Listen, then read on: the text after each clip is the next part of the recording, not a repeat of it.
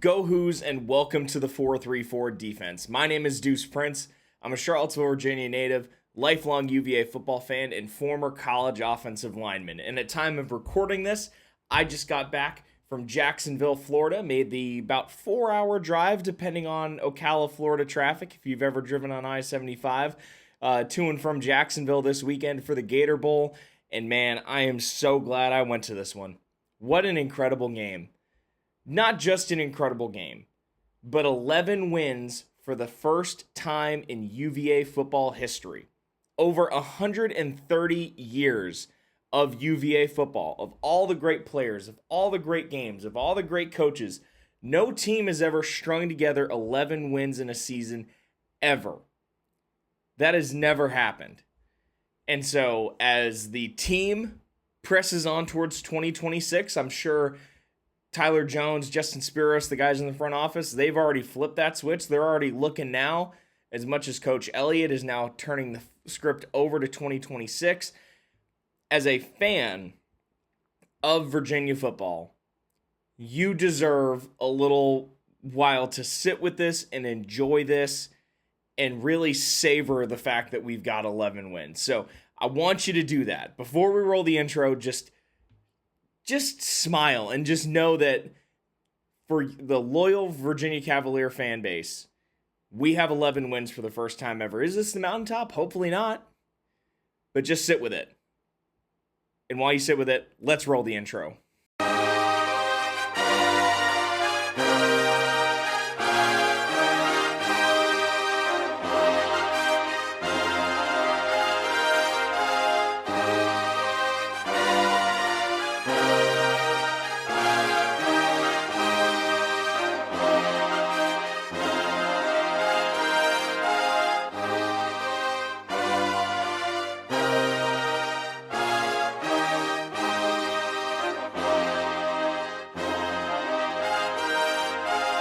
Different leagues, huh?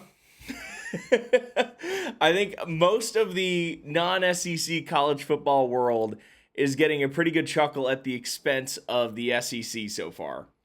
Obviously, having seen Texas A&M go down against Miami, Houston overcoming LSU, and just kind of a generally poor performance in the postseason so far by the SEC. But I do want to table that for just the moment. Like, I got my memes in about different leagues, like, whatever. Let's focus on what actually happened on Saturday. The 8-4 Missouri Tigers against the 10-3 Virginia Cavaliers. Both teams missing a fairly decent amount of pieces. And all the preview stuff that we put out, we did not even have remotely close to the full list. On the Missouri side, obviously Bo Pribula, the quarterback, out. Josiah Trotter, their great linebacker, out for the game. Their tight end, Norfleet, out for the game. Receivers out. They were missing quite a few weapons. And then since we had uploaded an episode here, Virginia had even more inactives, for lack of a better word, because we did not have that many people inactive for this game to enter the portal, quite like Missouri did. Quite a few of our guys were focusing on the draft or focusing on protecting their health. So protecting their health, a guy like Maddox Marcellus, apparently he was out with an injury, same with Trell Harris. And then guys like Jamari Taylor were out to preserve their health and get ready for the upcoming NFL draft. And quarterback, I think, takes up a lot of mental real estate, and it should, because quarterback's a very important position. But I do want to try and push back on the narrative that Missouri was just left helpless and like they stood no chance whatsoever, because that is absolutely not the case. If you watch that opening drive and you watched Ahmad Hardy and their running back tandem go down the field, and even Zoller throwing some pretty good balls, like they had a very solid play action game going in the first drive. The Missouri content people that I've already seen have talked about this, and I'm sure even more people will ask this of Missouri. They did not go back to many of the principles we saw in that first drive later on in the game. even when it was clear that their game plan at that point was struggling, they did not return to some of those concepts. Like, they made that first drive look so easy to make it 7-0 Mizzou. Oh my goodness, it's like hair. They made that look incredibly easy. And Virginia's defense clearly made adjustments. Virginia's defense was exceptional against the run. 159 total rushing yards for Missouri in normal cases is a lot to give up to a team. It's pretty in line with most teams' productions.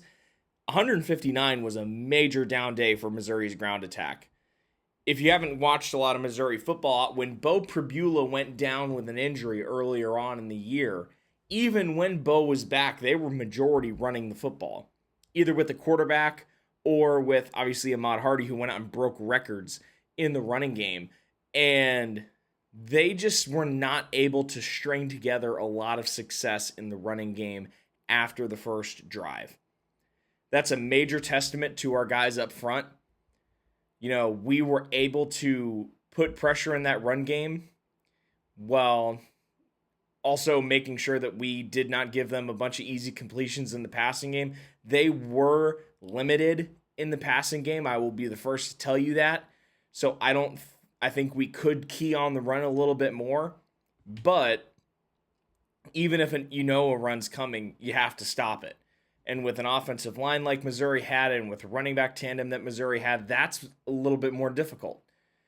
It's made a lot more difficult when Missouri seemingly does not put in Ahmad Hardy for quite a bit of the game later on. That was just some odd decision-making. If you're really trying to go out and win the game, there were a lot of key critical snaps where Ahmad Hardy, their best player, was not on the field, which I thought was a little bizarre. But, overall, though, Missouri played a very tough game. Like, physically, they brought it. Their guys in the trenches, I think, absolutely played a really good game. This was a great offensive line, defensive line matchup on both sides, and it kind of ended up just being a bit of a draw.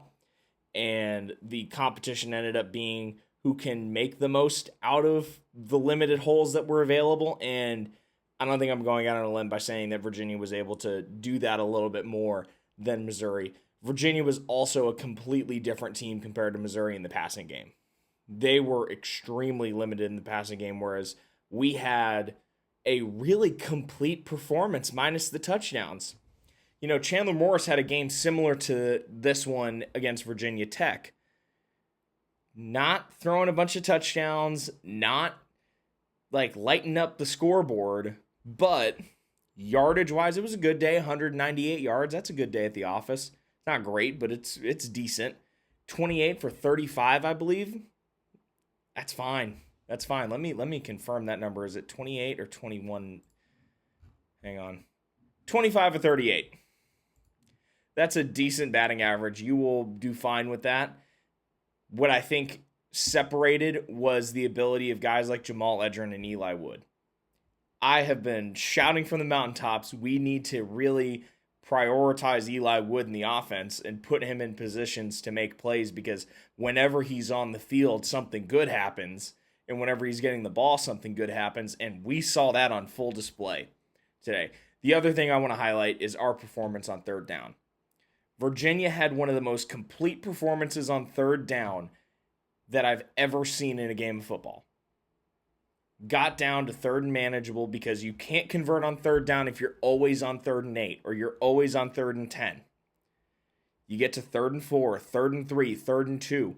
You are able to use the running game on third down just as much as you're able to use the passing game. And, when you're on 3rd and 10 all the time, they can swap in dime, they can swap in nickel, they can get super pass heavy, they can get their good pass rushers on the field, guys that aren't as good in the run fit, and they can basically pin their ears back, and then the 7 guys can drop into coverage and basically prevent you from converting unless you make a incredible throw and incredible catch. 3rd and 3 is a completely different ballgame. 3rd and 3, you have to have defenders that can get in on the run. 3rd and 3, you also have to be ready for the pass. It's something where you are able to use both. And that's one of the reasons why Virginia was so successful on third down, other than the fact that they just executed better than Missouri on third down. Virginia was able to put themselves in manageable situations on third down, keep themselves away from super long distances and downs, and they were able to convert as a result of that. That's been kind of the main stat that people put out as the reason why Virginia won the game, and they're not wrong. They are not wrong. You know, this game truly turned on its head at the beginning of the third quarter. That's where I think this game became what it is viewed as now. Because heading into the halftime, Missouri up 7-3. Even I thought, man, we have a Jamari Taylor-sized hole in our offense. You know, we weren't able to get the running game going all that well. Dez was throwing everything at the wall to see what could stick, like playbook-wise. You know, we were bringing out the double passes. We were bringing out the polecat formations. We were bringing out every single thing we could do to get the offense going. And we were having a tough time and only put up 3 points with our quarterback, our offensive line, and quite a few of our weapons there. Whereas Missouri had an amazingly executed opening drive, ran into some trouble. But if you're a Missouri fan, I don't want to put words in your mouth, but you could totally tell yourself, hey, we got a great scripted drive. Drinkwitz put together the list of plays that put our athletes in the best position possible. And then once we got off script, we kind of just ran into some trouble. But you know what? We're starting a freshman quarterback. We've got some new guys in. That was just working out the bugs in the system. That's even what I thought a little bit. I was like, oh boy, if this Missouri offense can figure it out, this might be a tough day. And then Virginia gets the second half kickoff and swallows the game. Just absorbs it. Takes every possible good thing that Missouri had building on offense and took it away. What have I been saying all year? Long drives after stops to reward the defense and score points. And although this didn't necessarily come after a stop, it was the opening half, the defense had ample time to get ready and make sure that they were tuned up and ready to go up against that Missouri offense. Because we took 10 minutes of the game away on one drive. It was a service academy drive. If you ever watched Army get the ball with 10 minutes left in the fourth quarter and the other team never sees the ball, that was that drive. That was a lot of third down conversions as well, a lot of fourth down conversions. We went for it twice on fourth down in that drive. I got to commend Des Kitchings and Tony Elliott for their aggression in this game plan. You know, there's a conversation constantly within football buildings amongst coaches. Do we want to put this on tape yet? We have the double pass. We have this variant of the direct snap. Do we want to put this out yet? Or do we save it for another point? And I think very smartly, Tony Elliott and Des Kitchings took a look around them, saw the scenario, and said, you know what, we just have to call every single play we have to win this game with little regard for what it might look like, what like NC State is looking at right now. You know, because you might be saving a play for a situation that might not ever come. And would you rather win this game and then have a whole offseason to scheme up new plays, new looks, new things? That's what you want to do in a situation like this. You know, if you're in week 3, it might be worth saying, you know what, we don't want to put this on tape yet. We want to save this for when we're playing Virginia Tech or when we're in a conference championship. I can totally see the rationale behind not calling a play in week 3. But the bowl game, come on, man. Run the damn play. And that's what they did. That was the incredible part. I think Des has done a great job over the course of the last 2 months of the season in being extremely aggressive. It's a morale boost for the offense because you get sent out for fourth down and 2. You know that the offense coordinator believes you can get it. You know that the head coach believes you can get it. There's nothing more defeating for an offense, aside from a turnover or really bad negative play, than getting to 4th and short and having to leave the field. Because if you have that competitor mentality inside of you, you know if it's just down to 2 yards, if we can't get 2 yards when we really need to get it, do we deserve to win the game? Probably not. If we can't get this yardage, if we can't get it where it counts, then what are we even doing out here? And so I got to give Dez and Tony a ton of credit on that drive for seeing the opportunity for what it was and just saying, we just got to try and get a touchdown on this drive. We got to get 6. And that's exactly what they did. Drove down, took 10 minutes off the clock, and got a direct snap to Harrison Whaley for probably Harrison Whaley's easiest direct snap touchdown of the year. Outside of, I think, the William and Mary game, I cataloged all of our direct snaps, and Jamari Taylor had a lot more easy direct snaps, I think, than Harrison did. There were a couple direct snaps over the course of the year where Harrison, the blocking wasn't exactly right or the defense played it right, and so this was great for him to be able to just waltz right in the bowl game. It was perfect.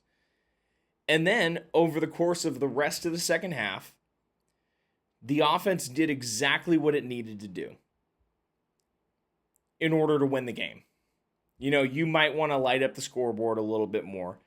I think it would have made all of us feel a hell of a lot better about that game in the final few seconds if we had just scored a couple more touchdowns, but you can't always guarantee that. You never know. What they did control was the clock.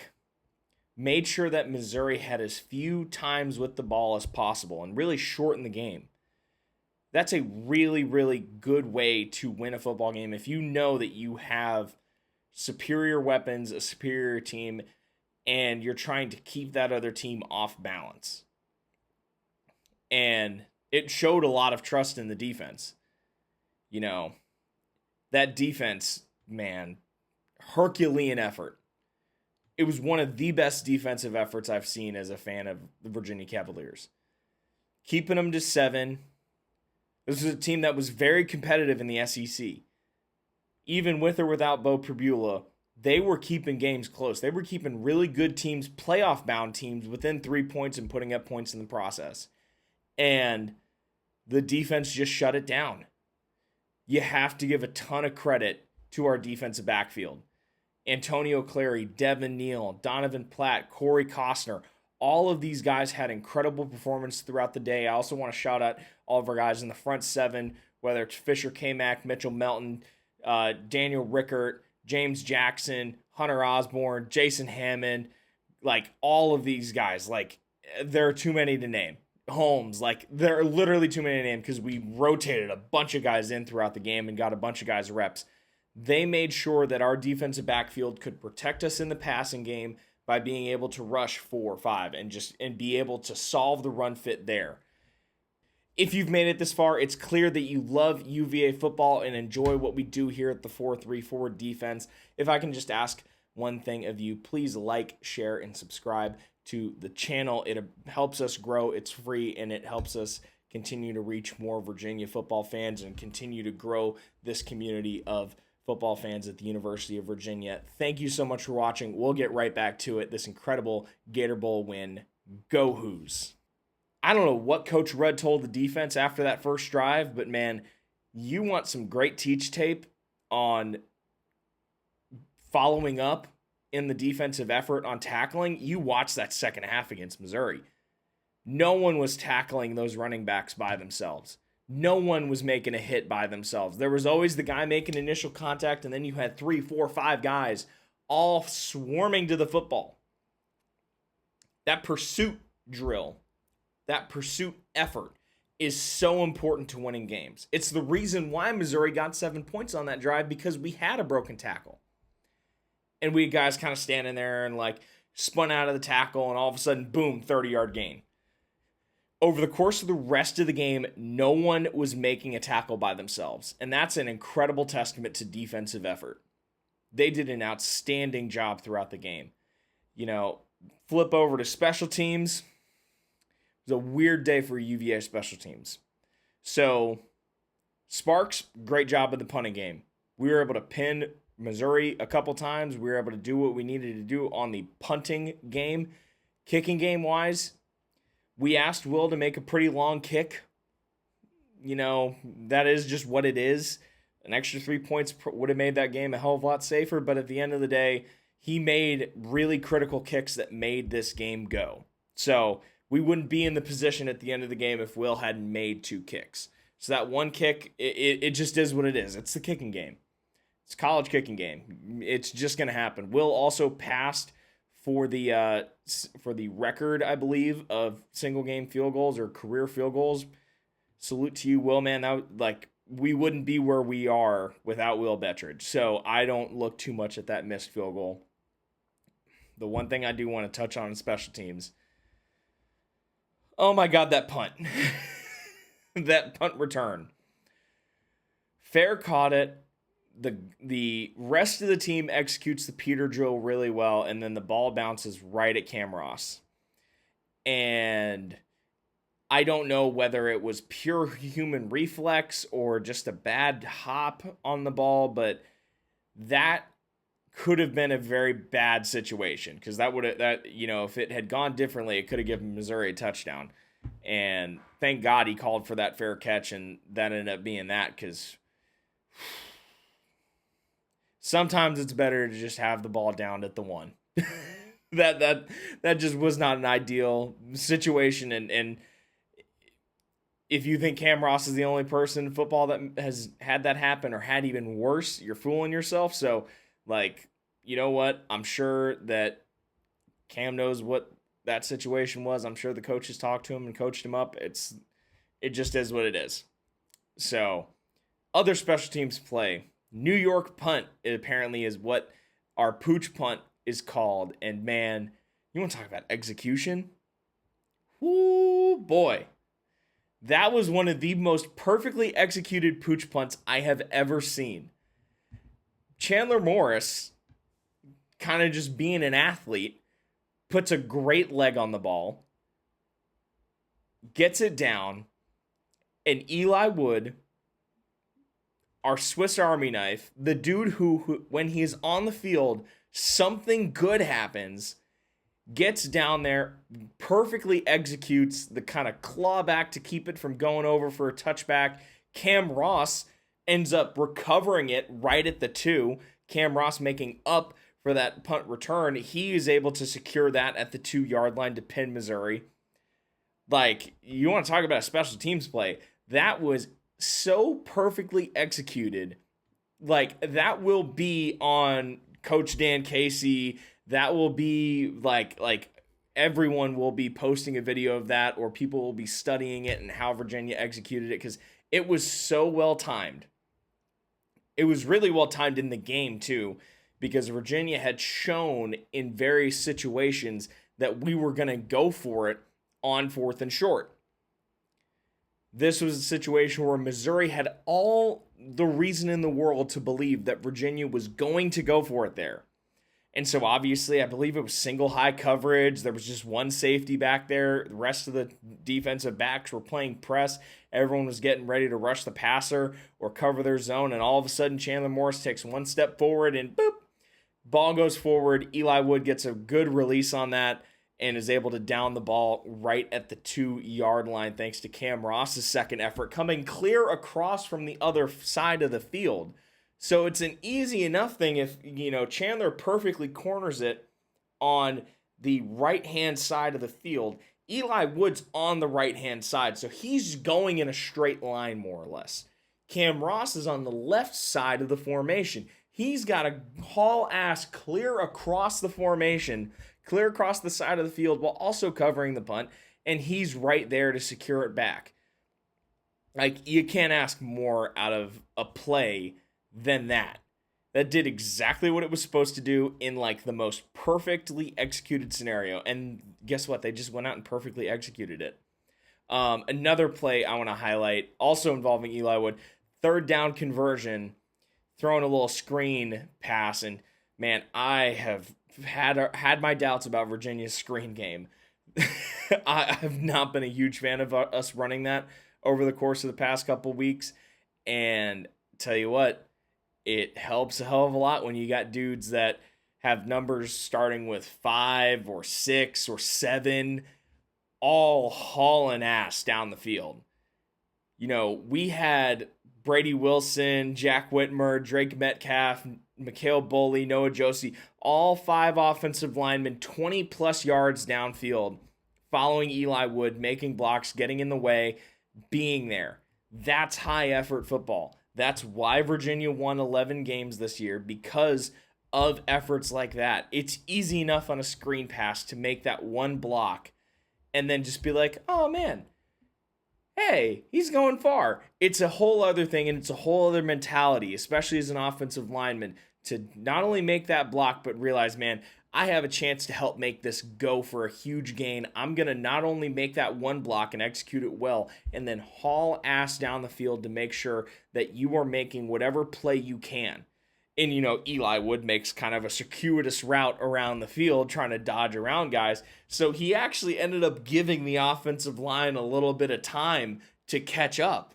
And so you could see Brady Wilson and Noah Josie and Mikhail Boley all kind of in the right spots to make key blocks, because Eli's like going horizontally east to west, navigating the situation. And so the play ended up working out perfectly. Want to shout out our running back room. It was a bit of tough sledding in the running game today, or on Saturday. Harrison Whaley and Zay Davis carried the load in terms of the running game. I'm just going to double check and make sure we didn't have anyone else. Davis Lane carried the ball a little bit too. Other than that, it was Whaley and Zay Davis. Whaley went 68 yards on 20 carries. Zay Davis 41 yards on 12 carries. It wasn't a day for huge explosive runs. It just wasn't that kind of day. You could see Missouri's defensive front presenting a challenge in the run game. Their linebackers were also excellent in their run fits along with their safeties. So we were able to continue to gain yardage in the run game, but it wasn't like we had early on in the season where we were just completely blowing open these 40, 50-yard runs. But don't let that lack of volume in the run game distract from the importance of the run game in critical situations. Obviously, our touchdown of the game occurred in the running game with Harrison Whaley taking the direct snap. Zay Davis, I think, also showed a lot of flashes. I think he's got great vision at the running back position. Harrison Whaley, we've known for a long time just from his impact this year. He's a super high effort back. He brings a lot to the game, and I'm very excited to see those two hopefully down in the future for us. I don't know what the situation is with Harrison in terms of eligibility, but those two, we are a better football team when we have those two getting carries. It stunk not having Jamari in this game. I would have loved to see him go out on a high note like this with 120 yards and 2 touchdowns. Going out with your last game as a Cavalier being that loss in the ACC championship, that sucks. But I think it gave us a chance to show some flashes from Zay Davis in the running game. So ultimately, the fact that we won, in my opinion, all is forgiven. A guy like Jamari, obviously, he has a great chance to do some good things in the NFL. I've said this time and time again. Whatever NFL fan base gets Jamari Taylor is in for an absolute treat. The dude runs his tail off in the game. He's a good receiving back, brings great vision, and just runs with super, super high effort. And if you've read any of the things about Jamari Taylor in any news articles or just heard him speak, you can tell he's just a great guy and a great competitor. That's a guy an NFL team will want to have. So the fact that he's going to go out and prepare for this, we won, so it just is what it is. Man, Chandler Morris, like we were saying earlier, not a crazy lighting up the scoreboard passing performance, but man, brought exactly what we needed to win this football game. Converted on a bunch of third downs, utilized his targets well. There was a great throw to Jamal Edrin early in the game, first half, I believe it was the second quarter. We're driving down, and Chandler Morris, I don't know how he fitted in this window. 3 Missouri defenders all around Jamal Edrin.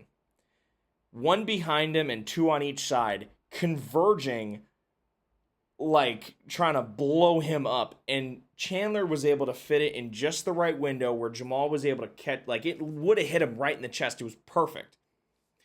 Caught it, was able to also throw him down a little bit so he could get down and protect himself from the hit a little bit. You know, I grew up watching some Peyton Manning football, and I tell you what, it's really nice to see a quarterback who protects his wide receiver sometimes. No shade at Peyton, but some hospital balls were being thrown, and Chandler's done a great job not only protecting the football. This has been kind of one of the more understated things about Chandler. He kind of gets advertised as this gunslinger. He doesn't turn the ball over an awful lot. He doesn't throw enough interceptions in my mind to be a gunslinger. He's just an excellent operator in the game. He was able to be a game manager in this game in the best way possible, in the most complimentary way possible. It wasn't just that he was able to just kind of go through the motions. Like, no, he managed the pace of the game. He led the offense, and it was a really solid performance, especially without Jamari Taylor to lean on. Also, I got to shout out Harrison Whaley and Zay Davis in the pass blocking game. They did an excellent job. Chandler Morris had a clean game. The Missouri defensive line has been very, very highly thought of over the course of this year, and they do a really good job doing what they need to do. And we allowed one sack, and that one sack might have been the double pass to Boone Lord. So I don't even know if that's actually on the offensive line there. Like, protected Chandler, got us exactly what we needed. You let up one sack in a game, that's not a bad thing overall. We've seen some performances with more on other teams when we've really wreaked havoc in the pass rushing game. And so when you got one sack over the course of the game, you're generally going to be doing pretty well. Also want to shout out Jamal Edrin. You know, the dude has just really good catching hands and is aggressive when he catches the ball. Like, if you've ever heard receiver coaches talk about attacking the ball or high pointing the ball or really meeting the ball and not just waiting for the ball to come to you, this is what they're talking about. Jamal Edrin does not just kind of sit there and wait for the ball for a defensive back or linebacker to scream in front of and catch the ball. If he's coming out of his break, he's going to do everything in his power to meet the ball and be aggressive at the point of the catch. And that's a super important thing as a wide receiver, because if you're just kind of sitting there like being an outfielder underneath the ball, there's going to be a defensive back who comes in and picks the ball off. And so, you know, high pointing the ball, attacking the ball, catching it with a bit of aggression, that's one of the best things that I see out of Jamal Edrin. I think it's going to serve him really, really well in the future, because that's a skill at the wide receiver position that definitely goes a little bit undervalued. But people who know football know when a guy does that, and they really appreciate it. And trust me, Chandler Morris appreciates the hell out of it, because it has allowed him to fit the ball in extremely tight windows and know that Jamal's going to go out and get the ball without letting a defender just come in and like run right in front of the pass and get it, because that does happen a lot more than you think. And it's a communication issue, it's an effort issue, and it's something that we've been very thankfully able to avoid with receivers like Trell Harris and Eli Wood and Jamal Edrin. But Jamal Edrin this game did an outstanding job of that specifically. We get to the end of the game. Missouri finds life on offense. An offense that had been dead all day executes a really damn good no-huddle 2-minute drive. From an objective standpoint, this was an excellent drive to get down the field and put yourself in position to win. And then, you know, we made a stop, but then we had just a couple of throws where Zoller fit it into really tight windows. Like, there was one throw down on the sideline where Zoller layered it between two UVA defenders. And, like, other than making a superhuman jump, I don't know what Devin Neal could have done to prevent that throw. It was just a really well-executed throw against good defense. Like, that just was what it was. And It was such a weird situation at the end of the game. Do I think it would have been a different game if Zoller was in for that last snap? No, I really don't. Putting in another quarterback, number 14, last name Brown, I believe. Brent Brown, right? Brett Brown, yep. Brett goes in for literally the last snap for all the marbles. Can you imagine us being in that situation, like, just as a fan, like, you'd never, like, the guy that plays the game, you'd want him to take the last snap. I feel good about Daniel Kalen, but, like, he had no time to get warmed up. Zoller got taken down, seemingly grabbed his head, hit the turf pretty hard. The officials actually sent him off the field for that play to put him in protocol because he hit his head pretty hard. And, man, I got to give this Brown kid credit because he threw a great ball. Like, that was not on the different quarterback. He threw that thing about as good as you could get. And, man, shout out to James Jackson and Devin Neal, man. Came in, broke up the pass. Like, he had it. If we had not made that defensive second effort, that would have been a touchdown. And all of a sudden we're looking at, oh my God, this might be one of the worst losses we've ever had. And where I was sitting in the game, so I was in the end zone that Missouri was driving to, but I was on the other side, so I was looking diagonally at the pass. I did not see that ball pop out at first. Me and all the UVA fans around me, we were like, I don't hear any cheering because the Missouri side had a great view of it. They saw the ball come out. The whole Virginia half of the stadium did not really get a good look at it, and we were all holding our breath. We saw the ball on the ground, but we didn't see the official make the signal. We were like, what's going on? And then all of a sudden we see the official say incomplete on fourth down, and the UVA side just erupts. I mean, unbelievable. Was that the play to call? That's a really good question. Because you're on fourth down, you could have picked up a first down. You didn't necessarily have to go for the end zone. You had enough time for two plays.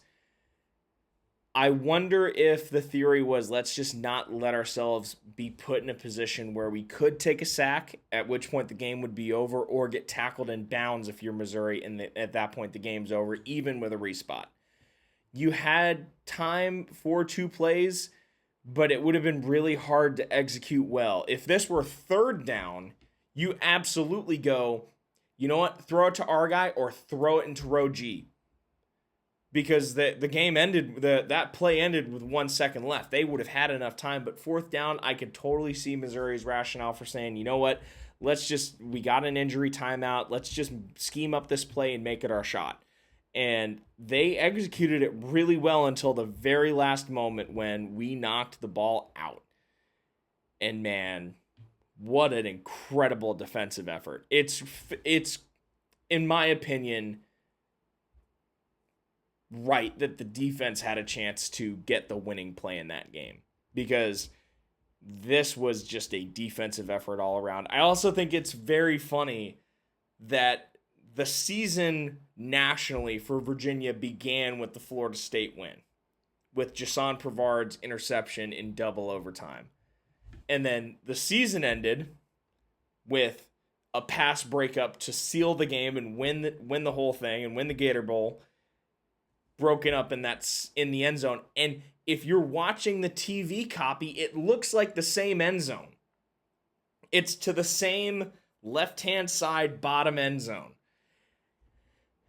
It was interesting how, like, just that synergy happened, how those things rhymed with each other. I thought that was a super funny coincidence.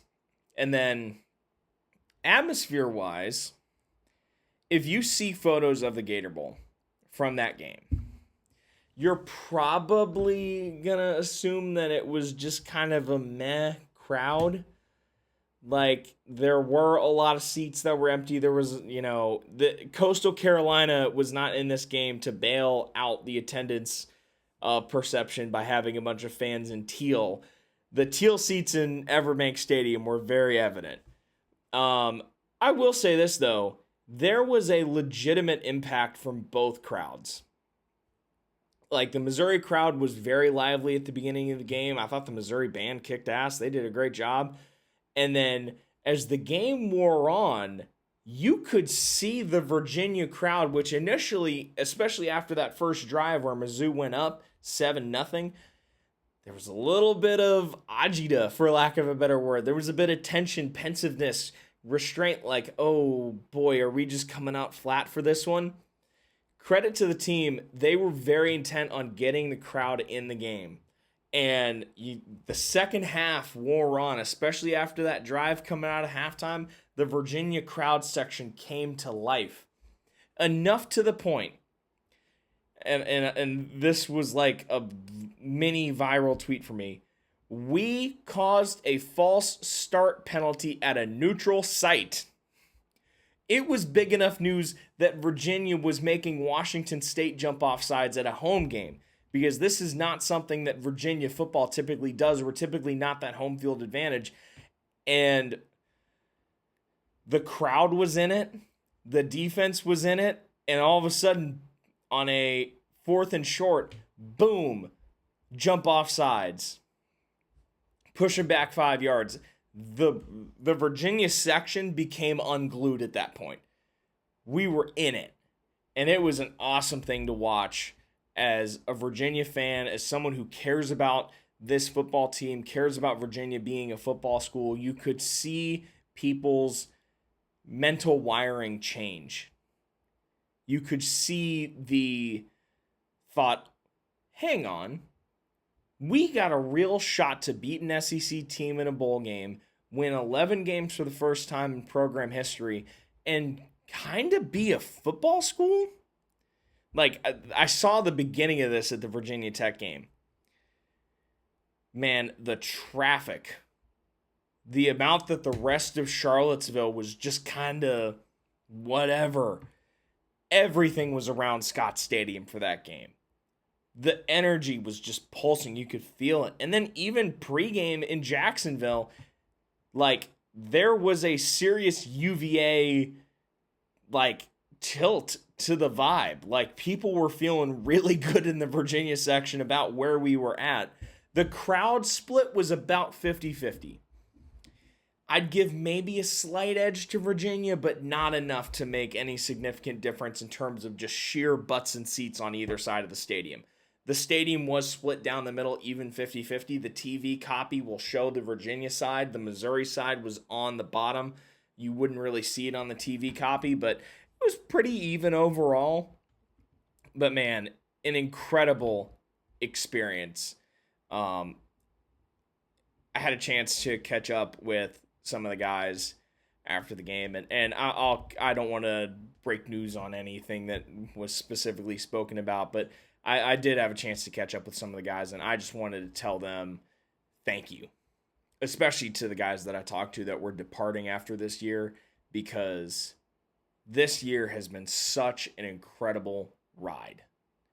If you're like me and you've been a Virginia fan for a really long time, for me since the year 2000 basically, like, you've seen this university go through a lot of really tough spots, especially in football. And I feel very proud to say that I'm from Charlottesville to someone, and for the first thing that they say not to be, oh, that's where those Nazis marched through, or that's where the Tiki Torch March happens. You still get those from jackasses and people, but, or that's not the football team that had the 3 young men murdered. You know, when I say I'm from Charlottesville and I tell people I'm a Virginia football fan, oh my God, that Florida State game was so great. oh my goodness, you guys nearly shocked the world.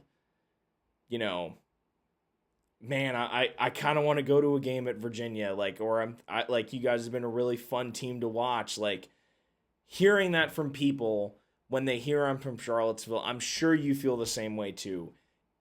It it's healing. Charlottesville's been through a lot. Had some of the worst things politically in terms of events to happen with the football team. Like, there was a period of time where there was a lot of really unfortunate news surrounding Virginia, and specifically Virginia football, that this has brought a lot of closure, especially seeing the guys that toughed it out after the football players passed away. Like, especially after Devin and Deshaun and Lavelle, like, after they passed away, the guys that stuck around, and seeing them celebrate a bowl victory and seeing them celebrate that, like, that was the damn Super Bowl. Like, that made me feel really good, seeing those guys so happy. And I know that those guys are up in heaven cheering on the game and stuff like that. And if you're from Charlottesville, it's been some weird news. You know, if you're in the state of Virginia, there's a whole political battle happening around the University of Virginia and the presidency. Like, there's enough crazy news. This team has unified a lot of the news around what has gone on with this football team, with the awesome crowds that we have, with the awesome people that are in this program, with the awesome people that are leading the program. So, you know, my main message to those guys on the team was thank you. And it's an incredible group of guys that you can really root for. And they gave us all something to root for. And so, you know, it just means less. ACC might disagree with this because their whole thing is it just means less in the ACC. But, man, this season for the University of Virginia, it just has meant more. It really has. And it makes me so happy and so proud to be from Charlottesville, to be a Virginia Cavaliers fan, to be able to rep this V-Sabre logo proudly around Florida and anywhere else I go. And people are like, hey, man, that was an incredible game against Florida State. And, man, you just can't help but feel proud.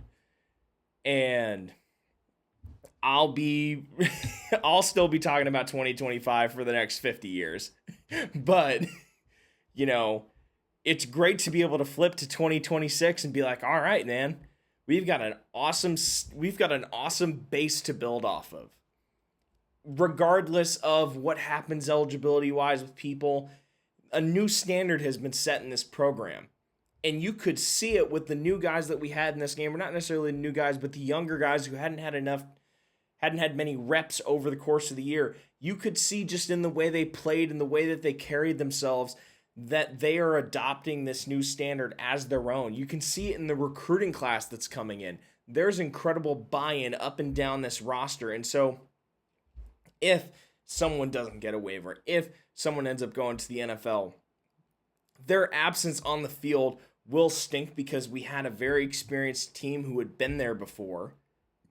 But at the same time, I have all the confidence in the world that the team that is playing on August 29th in Rio de Janeiro against NC State is going to be extremely well prepared, is going to have a winner's mentality, and they're going to have the same never say die attitude that powered this 2025 team. A team that relished the chance to go to overtime. A team that relished the chance, like, man, we're down 4. We got 3 minutes left. This is exactly where we want to be. It's not, oh, woe is me. Like, all right, man, let's just get to the end of the season. Like, I'm tired of this. Like, no. This is a team that's very excited and very ready to compete. And, man, I'm going into 2026 with such a level of hope and optimism and excitement because we have the people part. This wasn't just a bunch of guys that were cobbled together and they just happened to be really good football players, and this just kind of is. This was a program change. This was the fruit of 3 long, hard years of effort from Dr. Carla Williams, from Coach Tony Elliott, from Des Kitchings, John Rudzinski, all the way down to the position coaches, the players, and even the equipment managers and video guys. This was lots of effort on the part of a lot of people. And I'm thankful for this year, and I'm hopeful for 2026. And I hope you are too, because you should be. This is an incredible group of guys, and they have done a lot for Virginia football. There's been a sea change. There's been something that isn't just a one-year thing. And regardless of what the future holds, I am just incredibly proud and incredibly grateful of this football team, because they absolutely played their asses off the entire year. And they should be so incredibly happy with this season. 11 wins. 130 years of Virginia football history, and we have reached the 11-win mark. It's the best win season in program history, and I don't know if I want to put the cart before the horse, because I don't know I don't necessarily want to compare different eras, but I'd go on a limb and say this is the best year in program history. You might disagree with me. Let me know in the comments, but shoot, man. This is up there. This is absolutely up there. If it's not your number one, it's probably your number two or number three. Obviously, 89 was a great year. We had some great years in the early 2000s. We've had some awesome years sprinkled in there, but this 2025 season was one of a kind. Completed a sweep in that sense. You know, beat UNC, beat Virginia Tech, won our bowl game. We also won an SEC game, won a game against an SEC team not named South Carolina for the first time since 1998. Like, that's incredible. Like, that is a sweep of a rare kind. And, man, I'm just so excited to see where the rest of this year goes. So, man, thank you to the 2025 Virginia Cavaliers, man. An incredible, incredible year. Thank you so much for watching. We will be posting even more content around the 2025 season, breakdowns now that we have all the film in hand. Hopefully going to get a couple guys on here to talk about this season and give their perspective and give their stories of the year. You know, we're going to be keeping it live. It's not just ending with the 2025 season and I'll see you in August of 2026. No, stay tuned. We've got a bunch of awesome stuff. I've got even more great news about some spring stuff in 2026. So, man, thank you so much for watching. Go Hoos.